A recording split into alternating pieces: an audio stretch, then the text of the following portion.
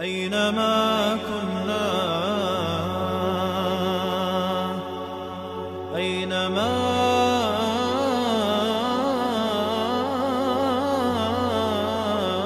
صرنا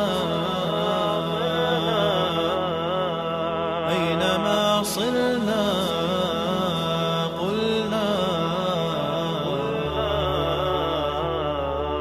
الحمد لله رب العالمين والصلاة والسلام على رسوله النبي الأمين وعلى آله وأصحابه أجمعين أما بعد মুসলিম উম্মার ভুলে যাওয়া আকীদার মধ্যে অন্যতম হল তাওহীদুল হাকিমিয়া।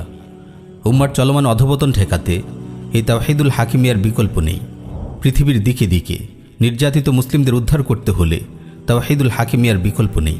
কারণ জাতিসংঘ কেন্দ্রিক কুফরি বিশ্ব ব্যবস্থার বিদ্যমান বলয় ভেঙে মুসলিম উম্মাহকে নেতৃত্বের আসনে সমাসীন করতে হলে তাওহীদুল হাকিমিয়ার চর্চা ও বাস্তবায়ন সময়ের অপরিহার্য দাবি। একমাত্র তাওহীদুল হাকিমিয়ার বিশ্বাসী পারে গণতান্ত্রিক বিশ্ব ব্যবস্থাকে চ্যালেঞ্জ করতে এবং সকল তাগুতের টুটি চেপে ধরতে। অথচ অত্যন্ত দুঃখের বিষয়, তাওহীদুল হাকিমিয়া এখন এ যুগের সবচেয়ে অনালোচিত বিষয়। আমাদের দায়ীগণ তাওহীদের সব কিছু বলেন, কিন্তু তাগুত সরকারের ভয়ে হাকিমিয়ার কথা কৌশলে চেপে রাখেন। লক্ষ লক্ষ মানুষ যে তাওহীদুল হাকিমিয়া না বোঝার কারণে গণতন্ত্রের শিরকে লিপ্ত হচ্ছে, এই নিয়ে যেন তাদের কোনো মাথা ব্যথা নেই।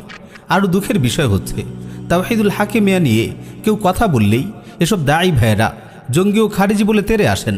নাউযুবিল্লাহি মিন যালিক। আল্লাহ আমাদের হেদায়েত দিন। আজ আমরা হাকিমিয়া নিয়ে সংক্ষেপে আহলুস সুন্নাহ ওয়াল জামাআর আকীদা তুলে ধরব, যাতে কোনো ভাই অন্যায়ভাবে আমাদের খারিজি বলে গুনাহগার না হন। কোনো ধরনের প্রমাণ ছাড়া কেবল আন্দাজে আমাদের ব্যাপারে অপবাদ দিয়ে নিজের উপর জুলুম না করেন। আলহামদুলিল্লাহ, আমাদের আকীদায় কোনো লুকোচুরি নেই। আমরা তাগুত সরকারের ভয়ে নিজেদের আকীদার কোনো অংশ গোপন করি না। আমরা আমাদের আকীদা সুস্পষ্টভাবে তুলে ধরি। আমাদের বক্তব্যে কোনো জড়তা নেই, উচ্চারণে সংশয় নেই। আমরা কাউকে আমাদের আকীদা নিয়ে বিভ্রান্তি ছড়ানোর অনুমতি দেই না। হাকিমিয়ার মাসালায় আহলুস সুন্নাহ ওয়াল জামাআর আকীদাই আমাদের আকীদা। আমরা যাই বলি দলিলের আলোকে বলি। চলুন হাকিমিয়ার ব্যাপারে একজন মুমিনের আকীদা কেমন হবে তা নিয়ে সংক্ষেপে আলোচনা করা যাক। যে ব্যক্তির মুসলিম হওয়া প্রমাণিত হয়েছে, কোনো গুনাহ বা নাফরমানির কারণে তাকে কাফির বলা জায়েজ নয়, যতক্ষণ নয় গুনাহ কুফর শিরক বা বড় নিফাকে পরিণত না হচ্ছে। আর কোনো গুনাহ বা নাফরমানি কুফর শিরক ও বড় নিফাকের পর্যায়ে তখনই পড়ে যখন সে ওই গুনাহকে হালাল মনে করে, অথবা আল্লাহর কোনো অকাট্য হুকুমকে অস্বীকার করে, কিংবা আল্লাহর হুকুম নিয়ে ঠাট্টা করে, অথবা আল্লাহর হুকুমকে তুচ্ছ মনে করে, অথবা এমন কিছু করে যা তাকফিরের অনুপযুক্ত ওই গুনাহকে তাকফিরের উপযুক্ত গুনায় পরিণত করে। অন্যথায় গুনাহ যত বেশি পরিমাণে করুক না কেন, এর কারণে গুনাহগার ব্যক্তিকে কাফির বলা জায়েজ হবে না। কেউ যদি এমন কোনো কাজ করে যা মানুষকে কাফির বানিয়ে দেয়, অর্থাৎ সে যদি কুফরে আমালি তথা কর্মগত কুফরে লিপ্ত হয়, তাহলে সেখানে ওই আমলকে অস্বীকার করার বা হালাল মনে করার শর্ত প্রযোজ্য হবে না। সে ওই কাজকে মনে মনে অস্বীকার করা সত্ত্বেও বা হালাল মনে না করা সত্ত্বেও সে কাফির হয়ে যাবে, কেননা এই গুনাহটি নিজেই একটি স্বয়ংসম্পূর্ণ কুফর। সুতরাং এই কুফরি আমলটাই বান্দাকে কাফির বানিয়ে দিবে।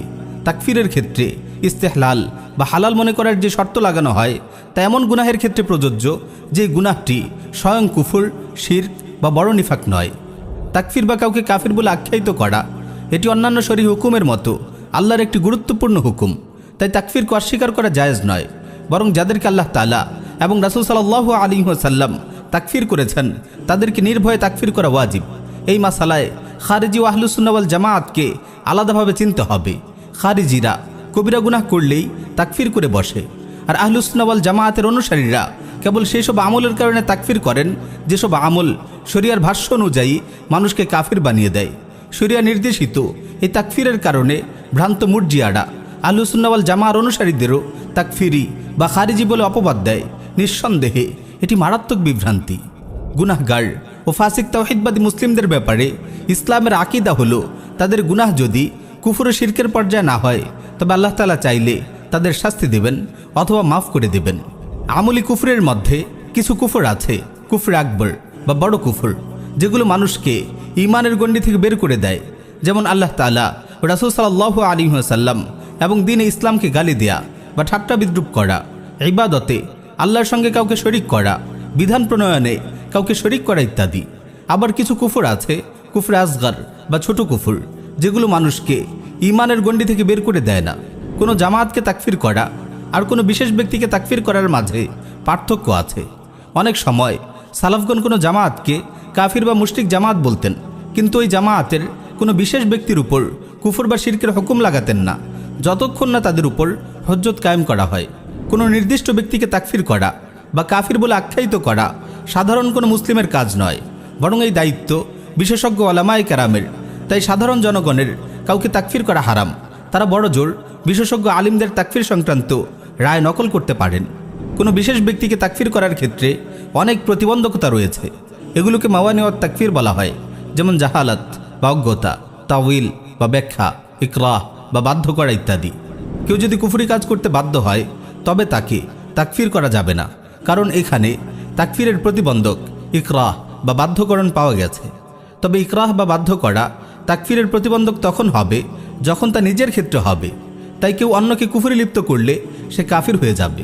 যেমন কেউ যদি আল্লাহর আইন বাদ দিয়ে মানবরচিত বিধান দিয়ে বিচার শাসন কার্য পরিচালনা করে তবে সে কাফির হয়ে যাবে, যদিও তাকে এমনটি করতে বাধ্য করা হয়। কারণ ইকরাহ এখানে তাকফিরের প্রতিবন্ধক হবে না। নিজেকে বাঁচাতে গিয়ে যেমন অপরকে হত্যা করা বৈধ নয়, ঠিক তেমনিভাবে নিজের প্রাণ, দেশ বা ক্ষমতার গদি বাঁচাতে গিয়ে গায়রুল্লাহর আইন দিয়ে দেশ শাসন করা বৈধ নয়, বরং কাউকে হত্যার চেয়ে তার উপর কুফর ও শিরক চাপিয়ে দেয়া আরও জঘন্য কাজ।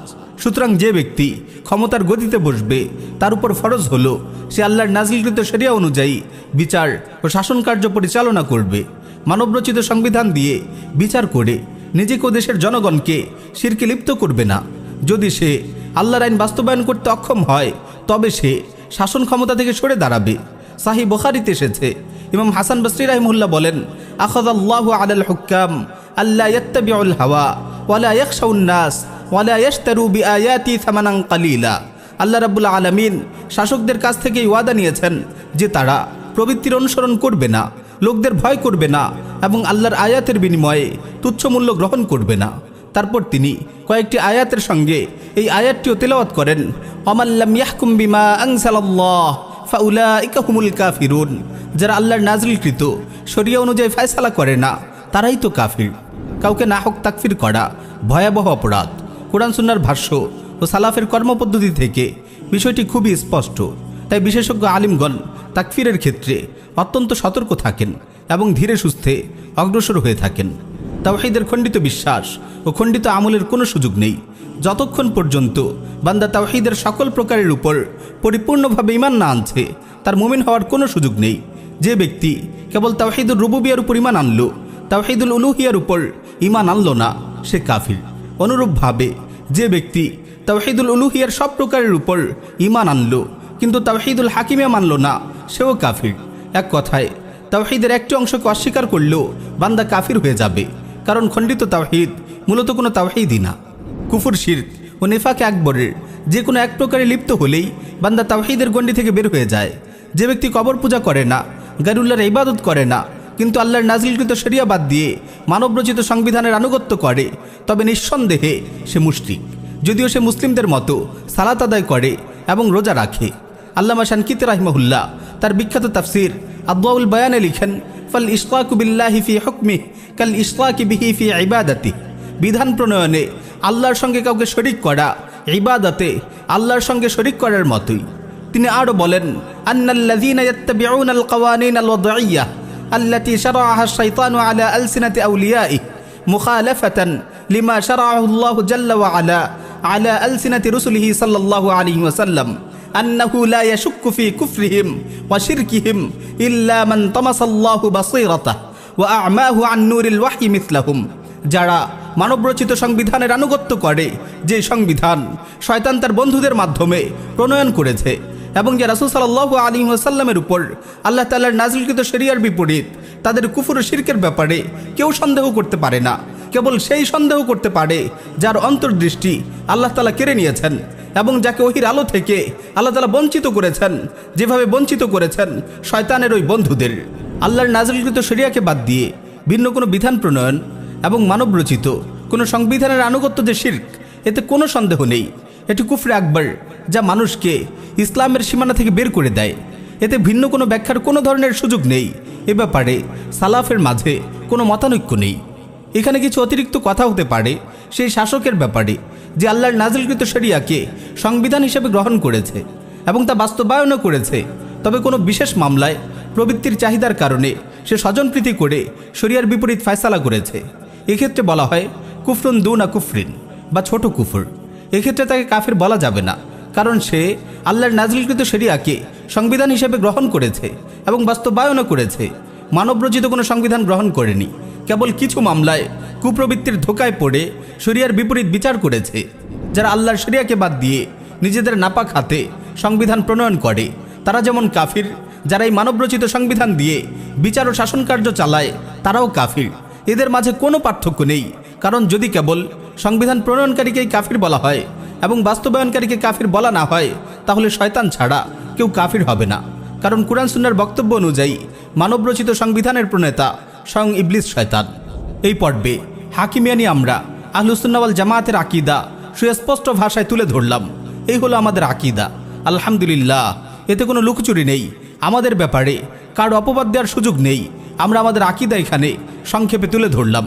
আরও বিস্তারিত জানতে আহলুস সুন্নাহ ওয়াল জামায়াতের আকীদার উপর লিখিত দীর্ঘ প্রামাণ্য কিতাবাদি অধ্যয়ন করা যেতে পারে। আল্লাহ তাআলা আমাদের সবার ঈমান, শিরক ও কুফরের কালিমা থেকে হেফাজত করুন।